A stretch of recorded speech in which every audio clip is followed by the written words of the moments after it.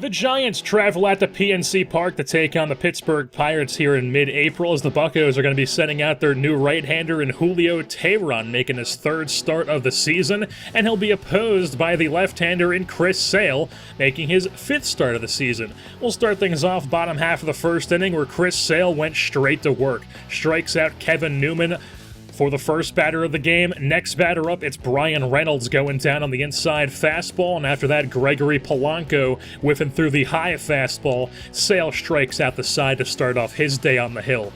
In the top half of the second inning, Lorenzo Ordonez doubled down the right field line. That drove in a run to make it a 1-0 lead. And then in the top of the third, Jock Peterson hit a high, towering fly opposite way for a solo shot to make it a 2-0 game. So in the bottom of the third, it's a runner on first, one out, and Sale works a ground ball for a 4-6-3 double play to get out of the inning. In the bottom of the sixth now, Sale worked another double play, this time a 5-4-3. As the lead remains 2-0, as he would then get out of the inning on a weak pop-up from Bryan Reynolds at the right center field. So still 2-0, we move on to the bottom of the eighth. Marcell Ozuna going down on the changeup.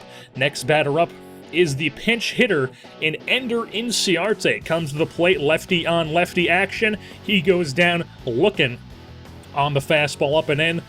Dovydas Neverauskas comes on, the Lithuanian for the Pirates, in the top of the ninth, and he would give up back-to-back home runs here, starting things off with Javi Baez going out to right center field. That baby's gone, make it a 3-0 lead for the Giants, and the next batter up, Joey Gallo, tacks on with another home run to the same part of the ballpark.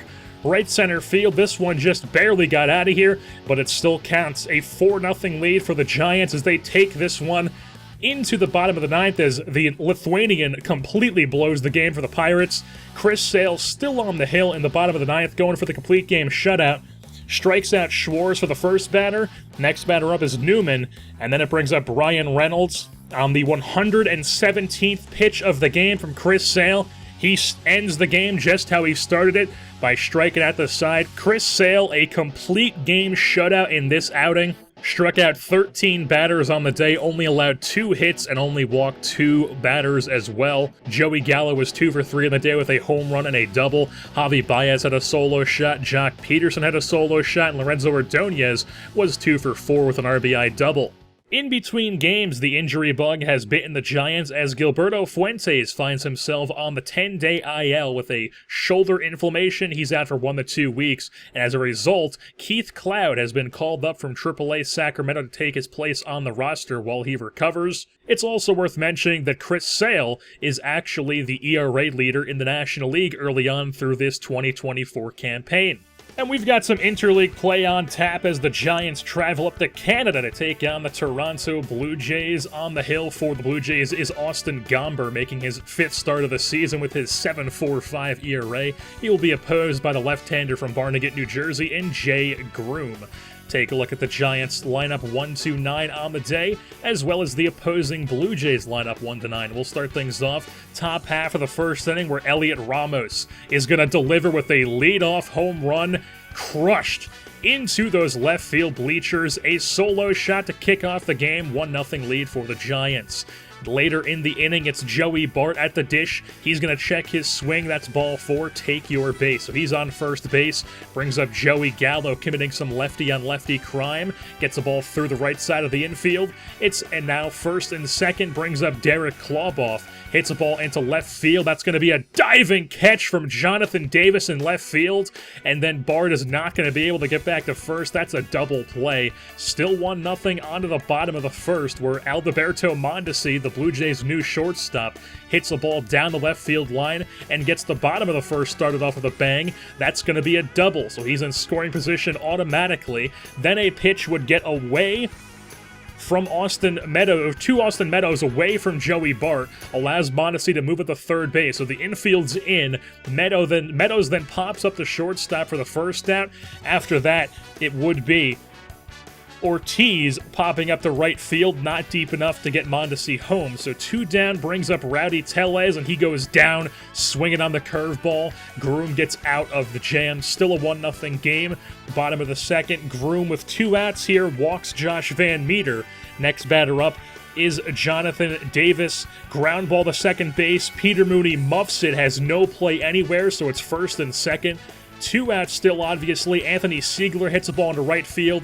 Should have been caught by Kloboff, but he pulls a Clint Frazier and gets an awful jump, and a run comes in to score. 1-1 is the score as we move on to the top of the fourth as the Canadian-born outfielder Connor Panis rips the ball into right field. He is playing first base on the day, though. And then Lorenzo Ordonez lines into a snag-and-tag double play. Score remains 1-1. Bottom of the fifth, Groom walks Jonathan Davis to lead off the inning. Next batter up, Siegler hits a line drive over to Panis, makes the diving stop. He's able to get the lead runner, but then it's runner on first with 1 out. Ground ball to Groom. He turns this himself. A 1-4-3 double play to get out of the inning. Bottom of the sixth, now Austin Meadows, another leadoff batter, is walked, and then runner on first, 1 out, brings up Rowdy Tellez going down the left field line. Ordonez fields it in the corner. Meadows gets into third base easily, so it's runners on the corners here for Gurriel, who grounds into a 5-4-3 double play. Groom gets out of the jam. Score remains 1-1. Sean Moramonzo comes on for the Blue Jays in the top of the seventh, and Lorenzo Ordonez is going to poke one through the right side of the infield for a base knock, get things started. After that, it's Keith Klatt at the plate. Lorenzo Ordonez goes and swipes second. He's in scoring position. Klatt would do nothing at the plate. Elliot Ramos then rips the ball off the padding in left field, off the wall. That's going to be an RBI double, and the Giants take a 2-1 lead. So Ramos on second base. Baez then hits a ball that lands in for a single in center. That's going to score Ramos from second base. It's now a 3-1 lead for the Giants. Joe Biagini would come on, get out of that inning, but then he would stay on for the top of the eighth. And with bases loaded, it's Jock Peterson coming on as a pinch hitter, and he doesn't do the usual thing he does. He's able to bloop one opposite way, just lands barely fair. A 2 RBI double makes it a 5-1 game.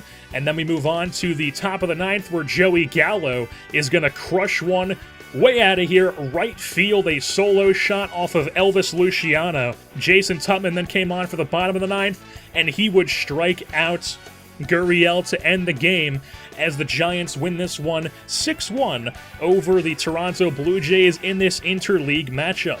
Joey Gallo gets player of the game honors. He continues his hot start to the season. He goes 4 for 5 on the day with a home run, scored twice. Elliot Ramos had a home run and a double, also scored twice. Lorenzo Ordonez scored twice. He was 1 for 4. Jock Peterson had the RBI pinch hit double in this 6-1 victory for the Giants. We are now moving into the month of May as the Giants are still playing quite well in the season. They're still sitting in first place in the NL West, but they are trying to avoid a sweep from the Cincinnati Reds as they are currently heading into Game 3 of a 3-game set where they lost the first 2. We have also made a roster move as Yaxel Rios has been called up from AAA Sacramento. This is his first stint in the big league since 2018 with the Philadelphia Phillies, so it's been a long time coming, and he's finally back up in the bigs. And the corresponding move was TJ Trejo was sent back down to AAA as he got off to another bad start to the season, unfortunately. Through 15 and a third innings pitched, he gave up 24 hits, 11 runs, walked 14 batters. That equaled a 2.48 whip, which is absurdly bad, and an 8.22 walk rate, which is also absurdly bad. Just not a good start to 2024 for TJ Trejo. But I'll tell you who has gotten off to an insane start to the season, and that is Lorenzo Ordonez. He currently leads the National League in both batting average and OBP with his slash line of .386, .477, and .535 slugging. He is also tied for the National League lead in stolen bases with Nick Senzel of the Milwaukee Brewers with 11 of those swiped bags. The Giants now travel back home to take on the Cincinnati Reds, trying to avoid the sweep as the Reds are going to be sending out right-hander Joe Musgrove for the 9th time this season. He will be opposed by the young right-hander, the rookie out of Venezuela, in Marco Murillo, making his 6th start of the year. Take a look at the Giants lineup 1-9 as well as the Reds lineup 1-9. We'll start things off top half of the first inning. Bo Bichette gets things started off with a bloop single into center field. So Bichette on first base. After that, it's Taylor Tyler Trammell. He's also going to have a base knock. Jock Peterson cuts this one off quickly, and so quick that it holds Bichette to second base. So first and second now with one out, brings up Eugenio Suarez, who pokes one through the left side of the infield, and the bases are juiced. Murillo's in a bit of a jam, but he shows some poise as he strikes at Scooter Gennett for the second out of the inning, and then he would get out of the jam by getting a ground ball from Jorge Soler. Fuentes field steps in the bag, and it remains scoreless. Bottom of the first inning, Fuentes now at the dish, and of course he gets things started off with a base knock, lands in front of Soler, the man he just got on the ground out. And then Fuentes with one out goes and swipes second base, gets himself into scoring position. Javi Baez, look out, gets hit on the elbow pad. So first and second, one down, brings up Joey Gallo, and he is going to rip one into right field. That's going to move up everybody one base. So bases are juiced for the Giants, brings up Elliot Ramos, goes into right field. That's going to score one. They thought about sending the second, but they had to send back everybody, and Gallo has ended up getting gunned down, diving back into second base. So it's runners on the corners now for two outs as Connor Panis bloops one into center field. That's going to get down for a single, and Panis keeps running the whole way, and that is a hustle get into second base for Panis. So runners on second and third in this 2-0 game. It's up to Joey Bart to bring him in, but he cannot pull the trigger on the perfectly placed changeup as Musgrove gets out of it, only allowing 2 runs. Top of the second, runner on first, ground ball Fuentes, 3-6-3 double play. A 2-0 lead remains. On to the bottom of the second, where Gilberto Fuentes at the dish yet again is going to launch one over that right field brick wall, and that's a solo shot, making a 3-0 lead for the Giants as Gilberto Fuentes continues to be absolute box office this season in that leadoff spot. Top of the fourth inning now, Murillo gives up a hit here to Scooter Gennett, lands in for a base knock, so then it's Jorge Soler flying one out to right field. Panis ranging back at the wall, runs into it, but he holds on and makes the catch. What a play by Panis out there in right. Pan the man. And then it's going to be a bloop single here from Keon Broxton. So first and second, one out, brings up Savikwe, the catcher, who goes through the right side of the infield. So bases are loaded for the Reds. With one out, brings up Joe Musgrove, who of course goes down swinging on the cutter. That's 2 down. And then Murillo gets out of another bases loaded jam by striking out Bo Bichette. Lead remains 3-0. Murillo is pumped. On to the bottom of the fifth now. Javi Baez connects on a pitch. This one's finding those bleachers out in left field. Trammell gives it a leap, but he has no play on that. A solo shot for the Giants. It's now a 4-0 lead. Seth Lugo then came on for the bottom of the sixth, facing Connor Panis with one out. And he's going to send one out to left field. Opposite way power. Oppo Popo for Connor Panis. Pan the man. Out there hitting a solo shot makes it a 5-0 lead for the Giants. Yaxel Rios came on for the 8th. He would then stay on for the 9th, facing Carlos Perez with a runner on first and third situation. Nobody outs.